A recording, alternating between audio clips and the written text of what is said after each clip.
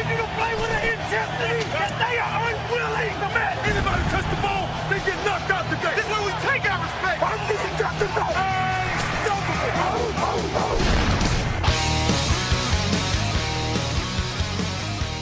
Bem-vindos ao podcast NFL Hoje. Meu nome é Gabriel Martins e aqui comigo hoje está o José Paulo Mendes. Tudo bem, Zé? Tudo ótimo, Gabriel, e com você? Tranquilo também.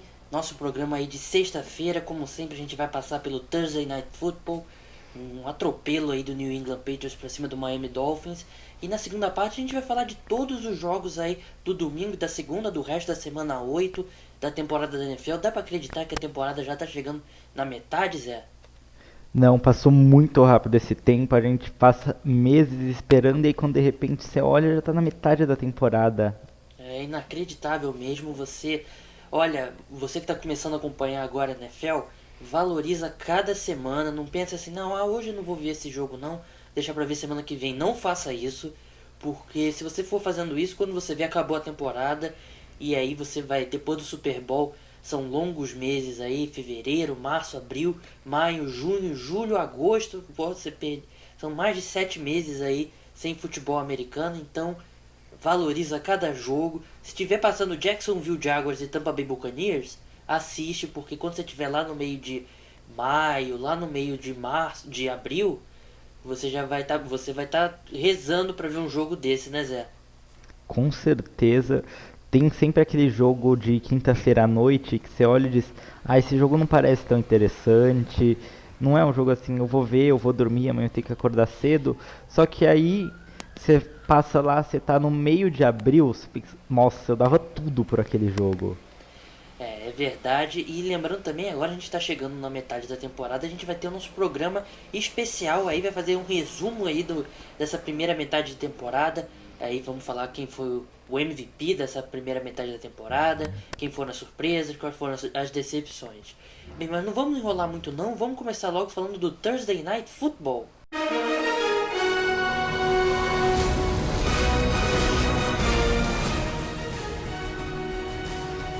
Thursday Night Football teve um grande clássico, né? Miami Dolphins contra o New England Patriots. O Miami Dolphins que vinha pegando fogo aí, 2 vitórias aí bem convincentes.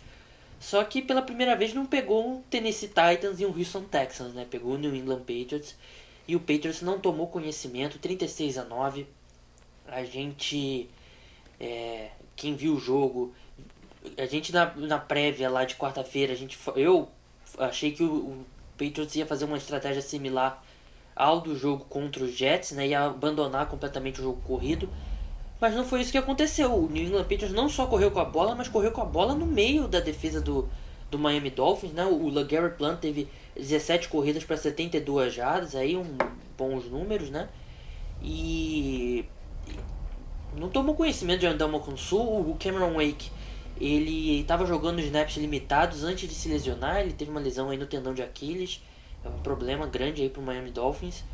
Mas o New England Patriots não tomou muito conhecimento dessa defesa, continuou com seu jogo aéreo funcionando muito bem. O Dion Lewis, né, o running back, que atua quase como um wide receiver, né, um dos melhores aí, uma das surpresas da temporada, para mim, até comentando com o pessoal, com a equipe do NFL hoje ontem, no nosso grupo, falando que para mim o Dion Lewis é um Darren Sproles muito melhorado. Qual que é a sua opinião, Zé?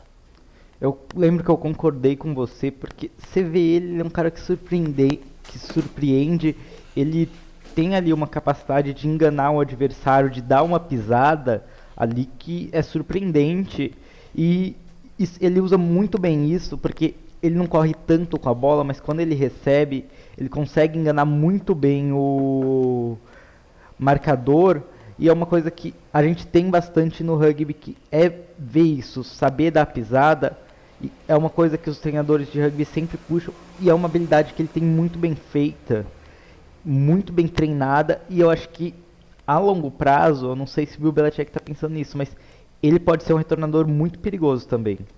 Eu acho que o Bill Belichick não deve usar ele como retornador, primeiro porque o Julian Edelman, né, o retornador do New England Patriots, ele não é um cara que costuma conseguir muitos touchdowns, mas ele tem uma média boa aí de retornos, né? Ele sempre consegue umas 15 jardas por aí, sempre coloca os Patriots em boas posições de campo. O Dion Lewis, ele teve 6 recepções para 93 jardas, né? Número de wide receiver. Muitas vezes ele alinha como wide receiver. Eu lembro, teve uma jogada ontem que era o Julian Edelman alinhado no backfield e ele alinhado como wide receiver. Então, um jogador aí bem valioso. Talvez seja por causa disso justamente que ele não retorne punch, né, Zé? Porque ele é o Bill Belichick vê o Dion Lewis como um jogador importante, já até renovou o contrato dele por mais 2 anos. Então, um grande achado aí para, acho que se a gente for fazer um ranking aí das melhores contratações aí, principalmente pelo custo-benefício, né? Acho que o Dion Lewis ia estar no topo. Outro jogador que brilhou também foi o Rob Gronkowski, né? 6 recepções para 113 jardas e um touchdown. E a gente tem a entrevista do Gronk antes do jogo, depois do jogo, né? Na verdade. Vamos ouvir o que ele disse. I mean, I ran a great route. So it's all the route. Nah, it was just a little play action. We were running the ball great. That's what helps the passing game out is when you run the ball too. So it was just a good throw, good play overall, and we just executed as offense as a whole. Just made a nice play and got the touchdown. Ele disse que correu uma ótima rota, né? Até os repórteres giram, né? O Gronk muito brincalhão. Disse que foi um play action e que ajuda muito o jogo aéreo quando o jogo corrido estava funcionando da maneira como estava funcionando ontem. E falou que foi um ótimo passe, que a jogada foi bem executada e eles conseguiram um touchdown. Só lembrando que hoje a gente tem muitas entrevistas. A gente tem entrevista do Aaron Rodgers, né? Falando do jogo entre Packers e Broncos. Tem entrevista do Big Ben. Tem entrevista do pressionadíssimo Chuck Pagano e tem uma entrevista do Richard Sherman também. Isso mais pra frente. Agora deixando um pouco de lado o New England Patriots, vamos falar um pouquinho do Miami Dolphins. Acho que o que mais chama atenção são os números do Lamar Miller, né? 9 corridas para 15 jardas. Até teve um touchdown. Acho que foi na única campanha de sucesso que o Miami Dolphins teve, que foi começando... Foi na volta do terceiro período, quando voltou o segundo tempo, que foi uma campanha muito boa dos Dolphins. Parecia que eles iam conseguir alguma coisa, mas parou ali. E uma coisa que me chamou a atenção durante o jogo, eu até pensei em levantar isso no podcast, é uma coisa que a gente vê muito no futebol brasileiro, que tem muitos treinadores que têm esse estilo de dar um gás no time logo quando eles chegam, tem aquela troca de técnico lá, que nem se compara, né, o número de trocas de técnico na NFL e no futebol brasileiro, mas às vezes acontece muito isso, né? Você coloca um treinador, ele, vamos lá pessoal, vamos lá, aquela gritando lá, corrente, e o time na motivação consegue ter umas boas 2, 3 partidas. Só que aí chega um momento que essa motivação acaba, né? Porque você não consegue com a mesma intensidade dar aquele gás para os jogadores. E você precisa fazer agora na lousa lá, né? No esquema e tal.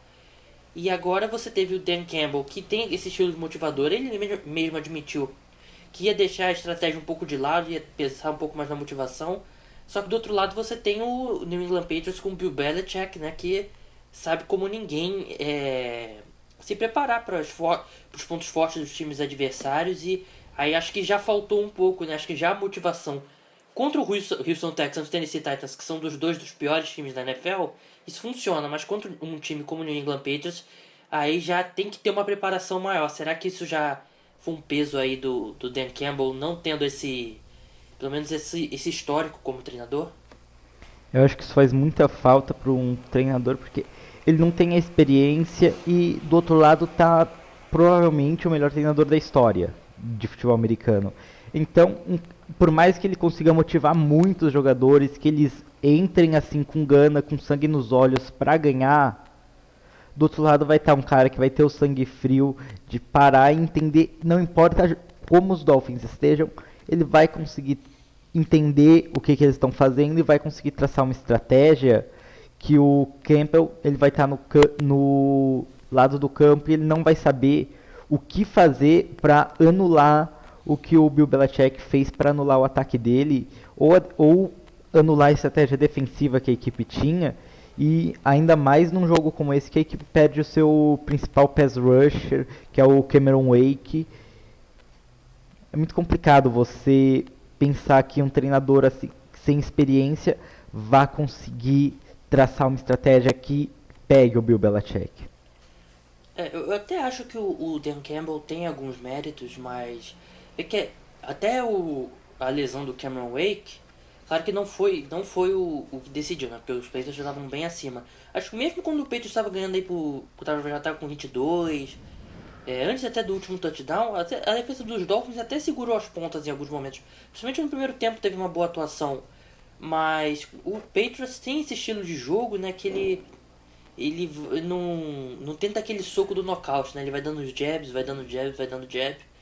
E tem uma hora que o adversário não aguenta. Então, muito difícil de parar esse time dos Patriots. Continua tão bom quanto nunca. Tom Brady continua aí na caminhada aí pelo prêmio de MVP. Eu acho que já tá conseguindo uma boa liderança em relação ao Aaron Rodgers. Mas agora vamos passar para a prévia da rodada e vamos começar... Ô Gabriel, posso só dar um último número? Claro, claro. A gente falou que o Tom Brady teve uma partida muito boa, o Julian Edelman, o Rob Gronkowski, e a gente sempre acaba esquecendo às vezes que os Patriots têm um kicker muito bom, que é o Stephen Gostkowski, e ontem ele quebrou o recorde de field goals consecutivos acertados pelo New England Patriots, fazendo 26 seguidos. Eu acho interessante que o Adam Vinatieri, quando ele saiu do New England Patriots, foi justamente porque os Patriots não queriam pagar tanto dinheiro num kicker, né? E agora, curiosamente, os Patriots têm o Stephen Gostkowski, que é um dos kickers mais bem pagos da NFL, com motivo, né? Ele é um dos melhores da NFL, mas acho que o Gostkowski ganhou o dinheiro que o Vinatieri queria e nunca conseguiu lá nos Patriots. Bem, vamos passar agora pro Sunday Night Football.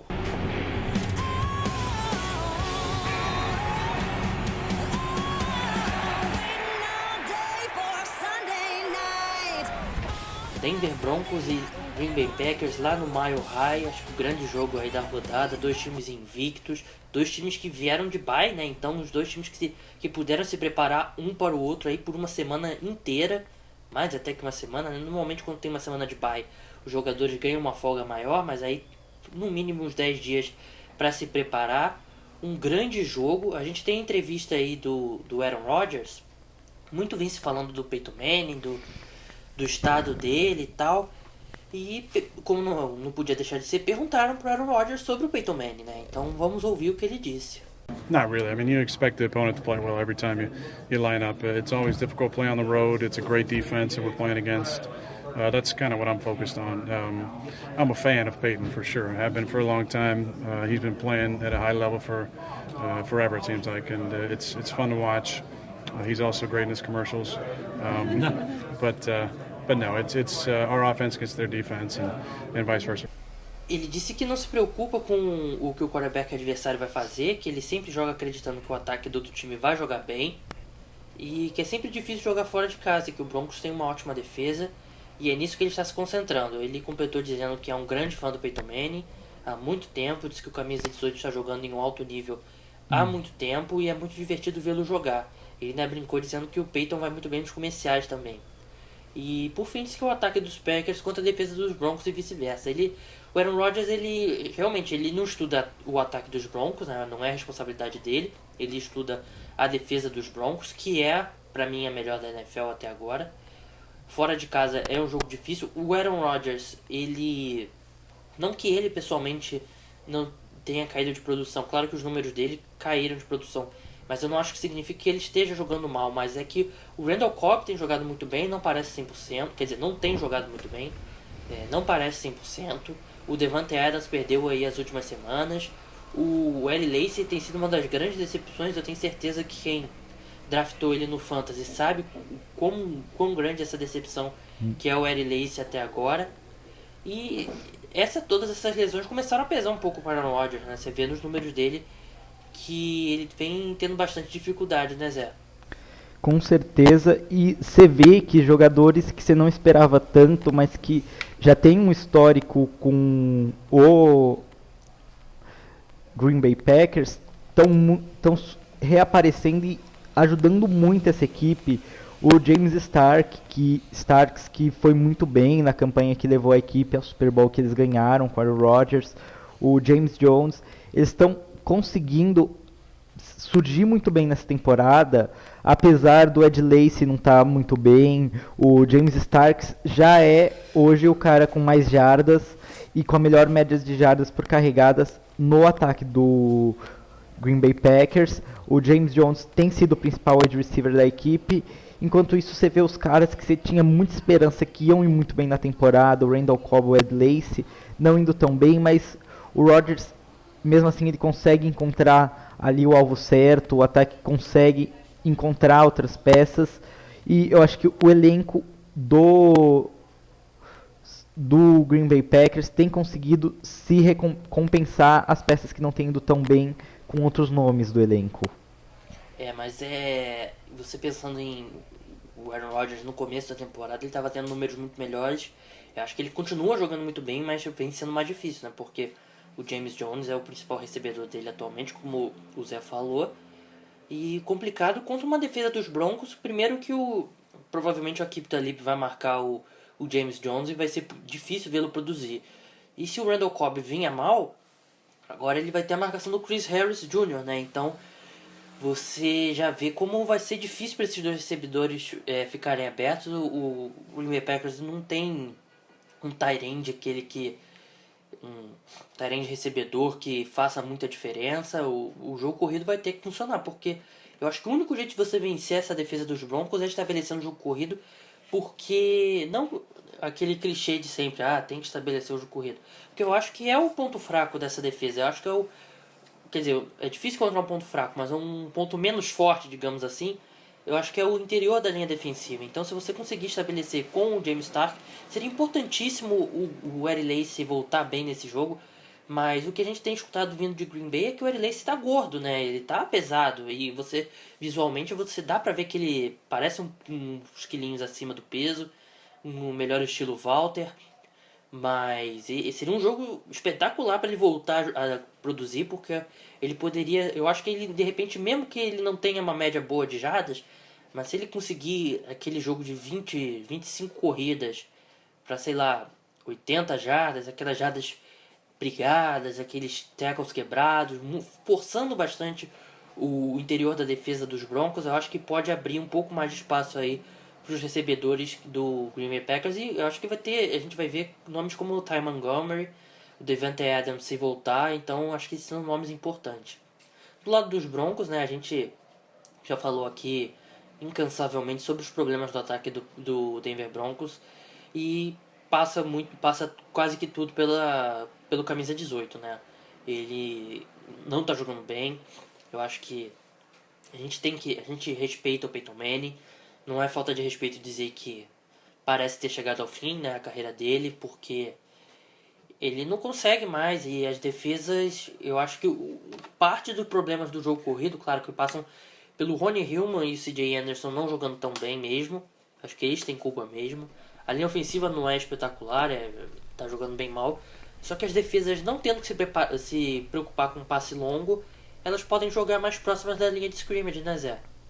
Sim, isso faz muita diferença, porque você vê, quando os Broncos tentam um passe mais longo, ele acaba muitas vezes tendo mais mérito do wide receiver, que ou ele conseguiu muitas jardas depois da recepção, ou ele conseguiu fazer uma recepção fantástica. Eu lembro daquela bola que o Peyton Manning colocou pro Demaryius Thomas, eu não lembro em qual jogo foi, que a bola foi atrás, o Thomas conseguiu parar, voltar e pegar a bola, e muita gente falou que foi méritos do Peyton Manning, só que ali foi muito mais mérito do Demaryius Thomas. Se eu não me engano, foi naquele Thursday Night Football contra os Chiefs. Eu acho que foi exatamente nesse jogo. E você vê que os wide receivers estão tendo muito mais méritos na hora de fazer essa recepção mais longa, de conquistar jardas depois, do que o Peyton Manning. Ele não está conseguindo tanta força no braço. Isso até é uma coisa que tem prejudicado a equipe na red zone, porque uma das coisas importantes ali quando você está a 5 jardas é o seu quarterback conseguir colocar a bola bem forte e rápida na mão do wide receiver, e isso não tem conseguido, e os Broncos eles não têm conseguido fazer isso tão bem. Isso somando aos problemas no jogo corrido, né? Porque você correr em situações de poucas jardas ali, essa linha ofensiva não consegue segurar. Então acho que você fez uma boa análise aí desses problemas aí da red zone dos Broncos. Sim, então basicamente esses são os problemas dos Broncos. E aí você acaba dependendo muito da defesa, que tá segurando a barra por enquanto, tá segurando a barra, mas até quando? Agora eles vão enfrentar o melhor quarterback da liga. E você não tem como saber se vão conseguir parar esse quarterback, porque não é fácil separar o Aaron Rodgers, apesar de todos os problemas que os Packers têm encontrado. É verdade. Eu não lembro agora se o DeMarcus Ware estava programado para voltar, tem que dar uma pesquisada depois, mas ele foi desfalque, né, na última semana. É um jogo muito complicado de se prever, né, porque você vai ter uma defesa muito boa dos Broncos aí contra um ataque dos Packers, que se voltarem as peças aí pode voltar àquele nível do começo da temporada. Eu acho que o meu palpite para esse jogo é o Green Bay Packers. Acho que mesmo em Denver, eu acho que os Broncos escaparam de alguns jogos aí graças à grandeza aí dessa defesa, mas eu acho que vai começar a pesar no número de vitórias e derrotas e aí as deficiências do ataque. Então por isso meu palpite é o Green Bay Packers. Zé, qual é o seu palpite? Eu concordo com vocês, só da estatística aqui, os Broncos são o quarto pior ataque, convertendo touchdowns na red zone. Vê que são números bem ruins aí. E qual que é o seu palpite? O Green Bay Packers passa sem maiores dificuldades. Sem maiores dificuldades aí, você já está sendo um pouco ousado, mas tudo bem. Vamos passar para o outro grande jogo da temporada aí. Eu sempre falo jogo da temporada, mas jogo da rodada.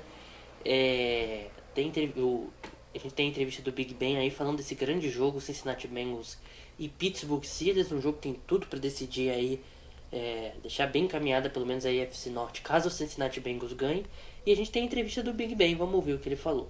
They get after the quarterback and they stop the run. It's a really, really good defense, and this is a heck of a test for us. This is one of the best teams in football right now, and this is a lot of work we're going to have to put in to get ready for them. Ele falou que é uma linha defensiva muito boa, indo atrás do quarterback, parando o jogo terrestre, que a defesa dos Bengals em geral é muito boa, que é um dos melhores times da NFL atualmente, que vai ser um grande desafio para os Steelers e que eles vão precisar trabalhar muito para conseguir a vitória. Zé, pela essa entrevista aí, parece que a gente está vendo um quarterback falando como se ele vá jogar mesmo, né? Não, acho que ele está se preparando na cabeça dele e ele vai pro jogo. Ele vai pro jogo, ele quer muito jogar. Eu acho que é o que um dos defensores dos Bengals falou essa semana, se eu não me engano foi o Carlos Dunlap. O Big Ben, se ele tivesse machucado semana passada e tivesse com rompido o ligamento do joelho direito, com a gana que ele parece estar, com o sangue nos olhos que ele tá, com a vontade de jogar, ele ia pro jogo assim mesmo. Ele tá querendo jogar, ele quer enfrentar os Bengals, ele quer mostrar que tá bem, porque ele quer jogar com esses Steelers. Os Steelers estão sentindo falta do Big Ben.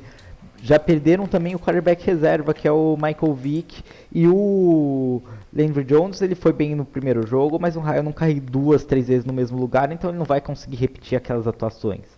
E o Big Ben ele é um cara que gosta de jogar. Ele cansou de jogar NFL sentindo dor, no sacrifício, então eu acho que ele é um cara que quer muito ir para esse jogo, e a defesa dos Bengals também quer muito jogar contra ele. Para mim vai ser um dos confrontos Big Ben contra essa defesa dos Bengals, um dos mais interessantes da temporada. Bem, e eu acho que é um jogo chave, principalmente pro Pittsburgh Steelers, né? Porque se os Steelers perdem esse jogo em Pittsburgh, eles vão ficar basicamente 4 jogos atrás do Cincinnati Bengals, né? Porque vão ter a desvantagem no confronto direto. Ainda teria outro jogo, né? Mas os Steelers aí ficariam numa situação bem complicada, né? Principalmente porque dentro da divisão ele já seriam 2 derrotas, né? Uma pro Ravens e uma agora seria pro Bengals. Então acho que se o Cincinnati Bengals ganha, ele já praticamente garante aí o título da AFC Norte, e o Pittsburgh Steelers vai ter que ir atrás do Wild Card, que vai ter que brigar aí com o New York Jets, com o Oakland Raiders. Não é uma disputa tão difícil assim, eu acho que os Raiders estão um pouco mais atrás, mas mesmo assim já não vai ter a vantagem de jogar em casa, né? Eu acho que mesmo que os Steelers ganhem, eles vão continuar aí. O Cincinnati Bengals não pode ter aquele pânico, né, de perder um jogo pro rival, e eu acho que o Cincinnati Bengals para mim é um dos melhores times da temporada. Fazer uma análise um pouco mais tática, né? A gente, claro, o Cincinnati Bengals vai ter que fazer o que muita gente sabe que tem que fazer, mas não consegue, que é parar o Le'Veon Bell, que vem numa voltou como se não tivesse perdido tempo nenhum, já é pra mim o melhor running back da NFL. Os Steelers precisa desesperadamente do Big Ben. Eu acho que não tem qualquer chance se com o Landry Jones. O Landry Jones entrou bem aquele jogo contra o Arizona Cardinals, mas a gente já viu quem é o Landry Jones de verdade contra o Kansas City Chiefs. Então acho que sem o Big Ben não tem chance para os Steelers, mas eu acho que com o Big Ben e com o Martavis Bryant jogando tão bem, o Antonio Brown e o Le'Veon Bell, vai ser um jogo aí, um ataque muito difícil de parar.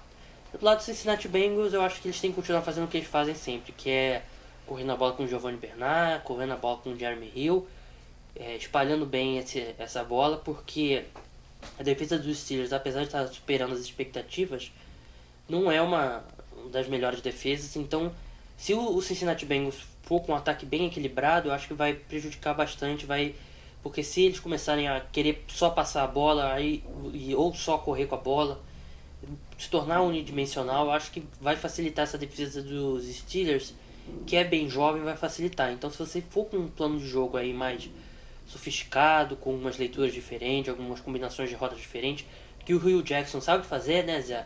Eu acho que o Cincinnati Bengals tem que continuar fazendo justamente isso para não facilitar para essa defesa jovem dos Steelers. Sim, e eu acredito que vai complicar muito para os Steelers, porque esse ataque dos Bengals ele é muito equilibrado. Os running backs, eles distribuem muito bem as corridas. O Giovanni Bernard tem 77 carregadas, o Jeremy Hill 74. E a equipe tem aproximadamente, se não me engano, são 150 a 160 vezes que correu com a bola e passou a bola 130, 140 vezes. Então é um ataque que é equilibrado, você não vê uma estatística muito disparada. Até o AJ Green, que é o principal wide receiver, não tem muitas recepções a mais que os outros principais recebedores. É um ataque que se equilibra muito bem e que, quando chega na red zone, sabe ser incisivo, transforma 70% das vezes que chega a 20 jardas da end zone em touchdown, e é isso que os Steelers têm que evitar. Eles têm que evitar que os Bengals cheguem próximo da red zone, porque ali os Bengals são fatais. Um jogador que eu acho que vai ter um grande jogo vai ser o Tyler Eifert, né, o tight end do Cincinnati Bengals, que está se firmando aí como um dos melhores da NFL. Não vejo como a defesa dos Steelers vai ter muita dificuldade para pará-lo, então se você tem ele no Fantasy, eu acho que você pode esperar aí um grande jogo dele.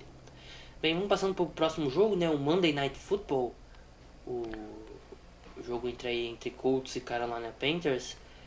A gente tinha tudo para ser um grande confronto aí entre Andrew Luck e Cam Newton, né, os quarterbacks selecionados em 2011 e 2012 na primeira escolha geral, respectivamente. Mas os Colts aí estão numa crise aí que parece sem fim. A gente tem entrevista do Chuck Pagano, vamos ouvir o que ele falou. It's a great football team. A ton of respect for Ron Rivera and his coaching staff. They're, solid in all three phases. Well coached, play hard. Got a running game offensively that's going to be a huge challenge for our defense. 144 yards a game on the ground. Cam Newton. Rare talent, and he's a matchup nightmare. Ele falou que é uma ótima equipe, que ele tem muito respeito pelo Ron Rivera e a comissão técnica dos Panthers, que eles estão sólidos em todas as três fases, são esforçados, tem um jogo corrido que está conquistando 140 jardas por jogo, será um grande desafio para a defesa deles, e que o Cam Newton é um talento raro e um pesadelo para marcá-lo. É aquele discurso de sempre, né? O Chuck Pagano é um cara que acho que até o tom de voz dele já mudou um pouco desde o começo da temporada. É um cara que sente a pressão, sabe que seus dias em Indianápolis estão contados. É um jogo bem difícil para os Colts. Eu acho que se os Colts não voltarem a jogar o futebol do ano passado, eles não têm qualquer chance contra o Carolina Panthers.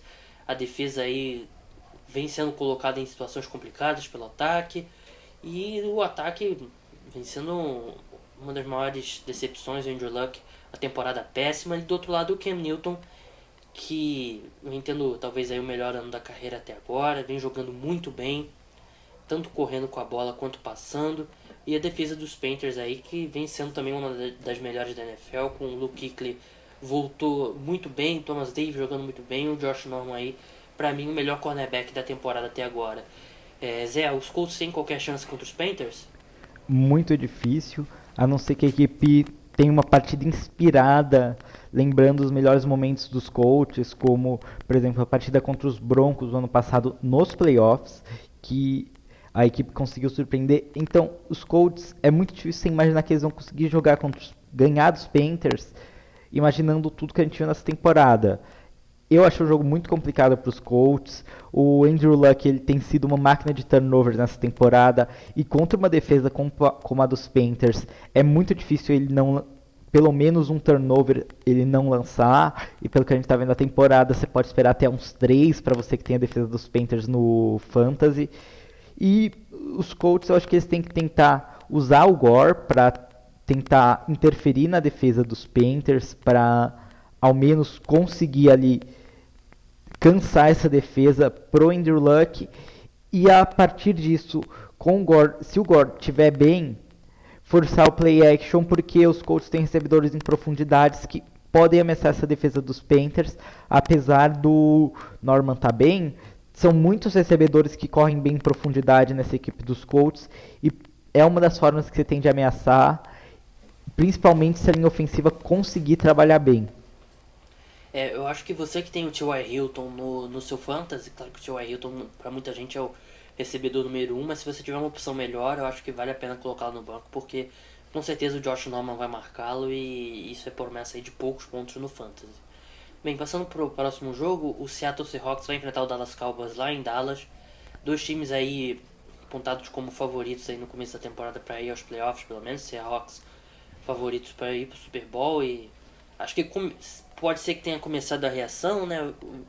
A gente achava isso, mas aí vieram 2 derrotas e agora ganhou do 49ers bem. Claro que o 49ers não é muito parâmetro, mas é o tipo de jogo do Seahawks que precisa se recuperar, se quer sonhar ainda com o título da NFC Oeste, precisa vencer.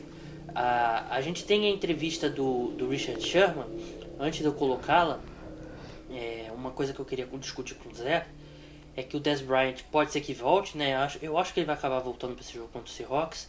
E uma coisa que a gente vem vendo, a gente vê na defesa do Seahawks que a gente não via no passado, é que o Richard Sherman tem até, principalmente no jogo contra o 49ers e no jogo contra o Cincinnati Bengals, ele vem marcando o recebedor número 1, não importa o lado, né? O que a gente não via no passado, normalmente era o Richard Sherman de um lado e o Byron Maxwell do outro, ou o Richard Sherman do lado e o Brandon Browner do outro.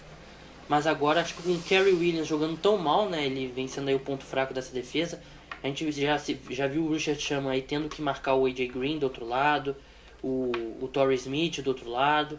Então, eu acho que se o Dez Bryant for pro jogo, ele provavelmente vai ter que ter esse tipo de marcação.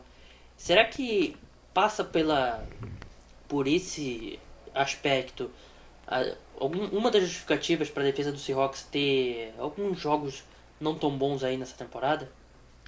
Acho que não pelo fato do Sherman ter que ficar sempre mudando para marcar o wide receiver principal, mas por ele não ter um parceiro de confiança, que inspire confiança. Porque uma coisa importante em qualquer esporte quando você está na defesa é você ter a confiança no seu companheiro. Você saber que tudo bem, eu acredito que ele vai conseguir parar o A.J. Green, ele vai conseguir parar o Dez Bryant.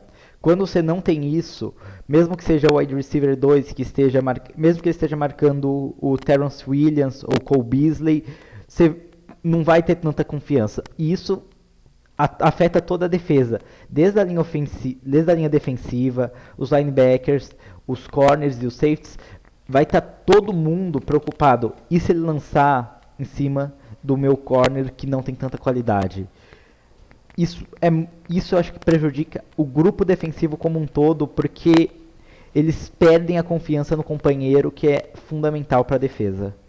Eu acho que isso vem até atrapalhando um pouco do desempenho do Richard Sherman. Eu acho que, pelo que eu vi dele na temporada, ele não tem jogado no mesmo nível, principalmente do ano passado, que ele era um dos melhores corners, se não o melhor corner da NFL. Eu acho que muito por conta que a defesa tem que focar um pouco em ajudar o Kerry Williams do outro lado, né? Levar o Thomas lá pro outro lado, de repente o Ken Chancellor às vezes. Então, o Richard Sherman, a gente tem entrevista dele, ele falando justamente sobre isso, sobre ter que marcar individualmente o principal recebedor do adversário. Vamos ouvir o que ele disse. Well, I mean, I don't really know when I'm going to do it, honestly, until the day of the game. But it's a fun challenge when I am asked to do it. It's fun playing football in general, but it's a fun challenge to go out there and match up. Honestly, it's just fun going out there and challenging yourself every play.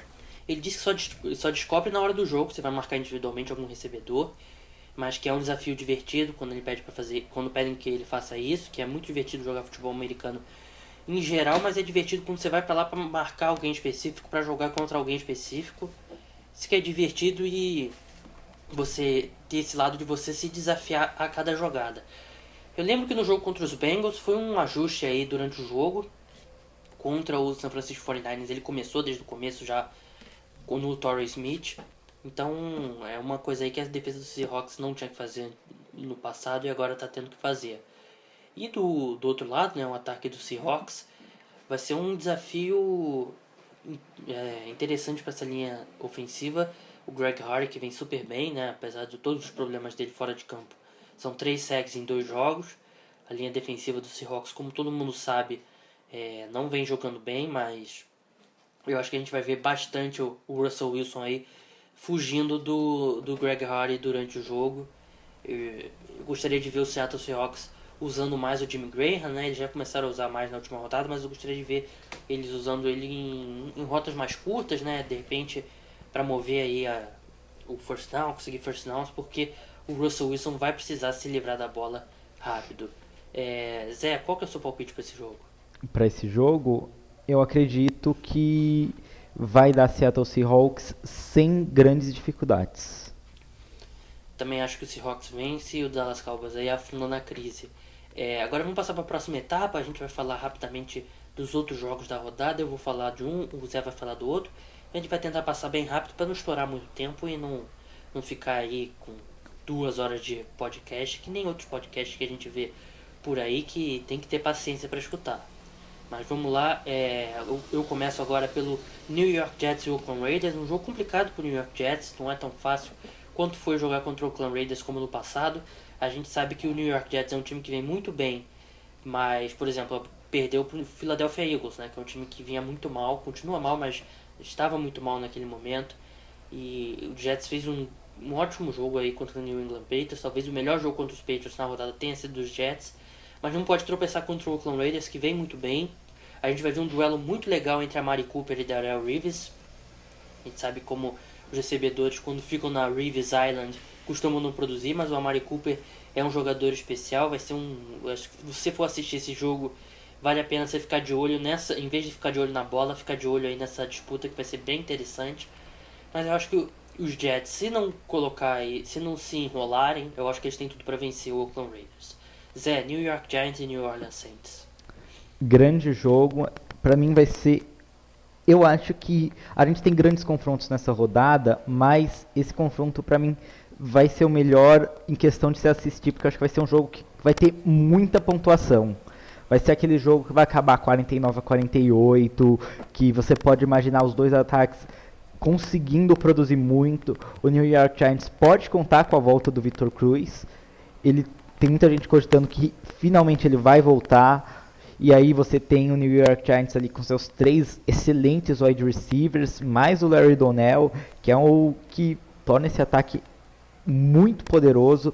Você tem o Rashad Jennings, que ameaça correr, e a defesa dos Saints foi bem nos últimos jogos, mas semana passada eles enfrentaram os Colts, que não tem sido um padrão muito bom nessa temporada.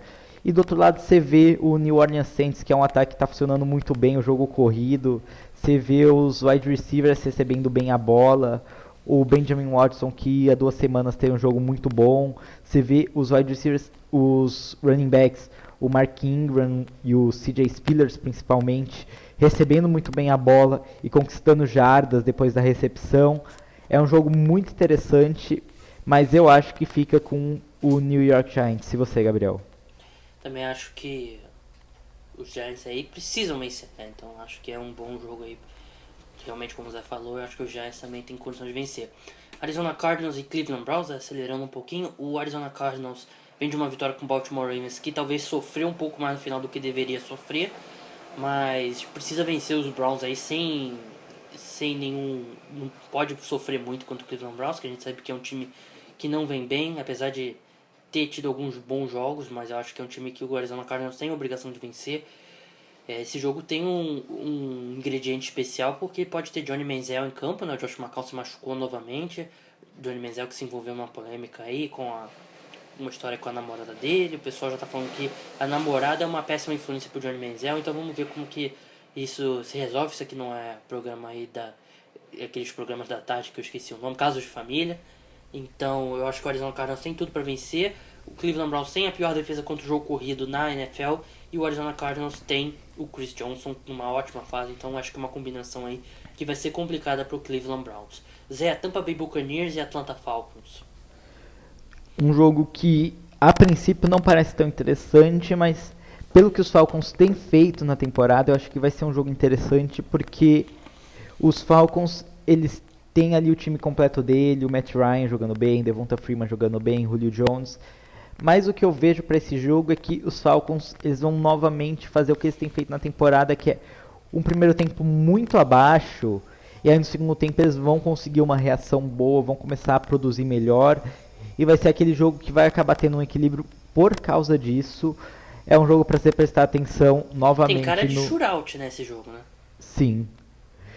É um jogo para você ver prestar atenção no Devonta Freeman, para você ver o Julio Jones produzindo muito, o Mike Evans, que tem aparecido pouco nessa temporada, para ele aparecer mais ainda, para ele conseguir finalmente aparecer na temporada, na verdade, conseguir ali os touchdowns, porque a temporada de calouro dele foi muito boa, esse ano ele não tem conseguido repetir as mesmas atuações, e é uma partida para a gente ver o Doug Martin, que é sempre essa incógnita.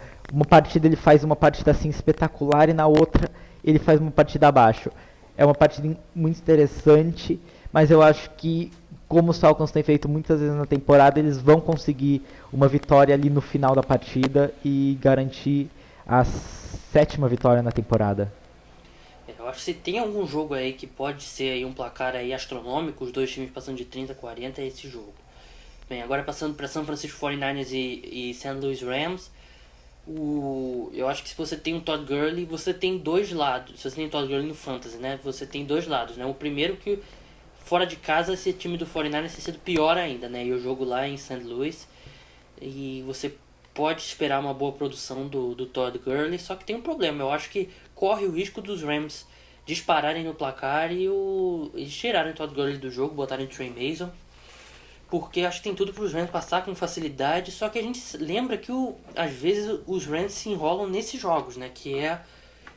Que são os jogos que eles têm que vencer, né? Que eles têm a obrigação de vencer. Às vezes eles vencem, como nessa temporada eles venceram o Seattle Seahawks, venceram o Arizona Cardinals e perderam para o Washington Redskins. Então é um time inconsistente. O 49ers até consegue ter algumas partidas decentes dentro de casa, mas fora de casa é uma tragédia, né? Então eu acho que o time de St. Louis Rams tem tudo para vencer.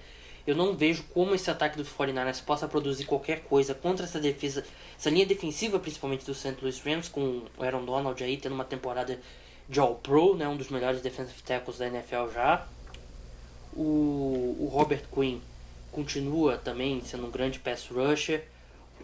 Então acho que o St. Louis Rams tem tudo para vencer esse jogo. Eu acho que o Todd Gurley continua aí a dominância dele.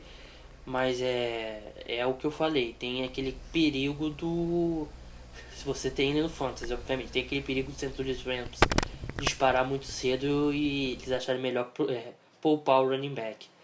Zé, vamos passar agora para o próximo jogo, o San Diego Chargers contra o Baltimore Ravens. San Diego Chargers e Baltimore Ravens, um jogo assim interessante porque os Ravens se respiram por aparelhos na temporada, é fundamental vencer esse jogo se eles ainda querem sonhar com playoffs e para pós-temporada, e é um jogo interessante também para os Ravens começarem a testar seus jogadores, ver quem é interessante manter para os próximos anos, para o trabalho. E o San Diego Chargers é aquele negócio, vamos ver como o Melvin Gordon vai correr. É um jogo que pode ser o primeiro touchdown corrido dele na NFL. E também ver o Danny Woodhead, que está sendo uma ótima arma. tem corrido bem com a bola quando exigido e tem recebido muito bem os passes, tem sido uma área muito boa nesse ataque do San Diego Chargers, que deve vencer a partida porque o Baltimore Ravens nessa temporada tá numa situação horrível. É verdade, o San Diego Chargers aí respira por aparelhos, como o Zé falou, e o Baltimore Ravens já tá pensando em 2016. Bem, passando agora para Minnesota Vikings e Chicago Bears, eu acho que não tem muito para falar, a não ser que o Minnesota Vikings tem toda a responsabilidade de vencer esse jogo. O Minnesota Vikings aí tá na disputa por uma vaga de wild card e precisa vencer esses jogos fáceis. O Chicago Bears acho que até vem jogando melhor que muita gente esperava. O Pernell McPhee aí vem tendo uma temporada espetacular e pode ser aí de repente o último jogo do Matt Forte com o Chicago Bears, né? Muitos boatos aí de que ele vai ser trocado, né? Vai ser ainda, a gente tem que ouvir ainda, esperar para ver como que vai ser, se ele, a janela de trocas fecha na semana que vem, no dia 3, se eu não me engano. Mas pode ser aí o último jogo do Matt Forte com o Chicago Bears. E o Minnesota Vikings precisa vencer e vencer bem, né? Porque, como eu já falei, o Minnesota Vikings não vem jogando tão bem assim quanto a gente espera de um time que vinha sendo apontado por tantos para ir para os playoffs e tá na briga aí para ir para os playoffs. Zé, Detroit Lions e Kansas City Chiefs, tem um jogo mais deprimente que esse? Acho bem difícil, porque é aquele jogo que a gente falou no começo da temporada. A gente vai ter saudades desse jogo quando for abril ou maio, que não tiver jogo da NFL.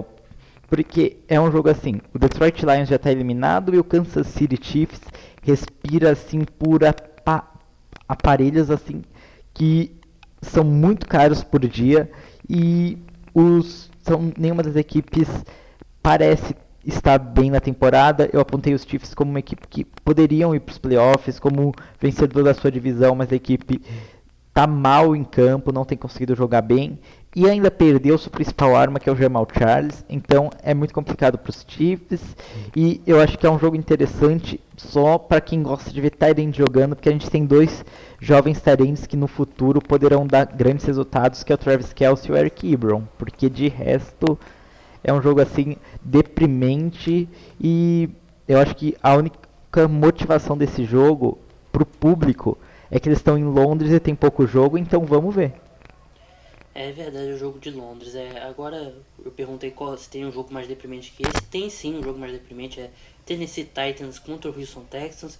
Houston Texans aí sem o Ryan Mallett dispensado. Tennessee Titans aí acho que foi um dos primeiros times, eu acho que não teve na história da NFL desde a fusão um time com 4 jogos em casa direto, que foi o caso do Tennessee Titans.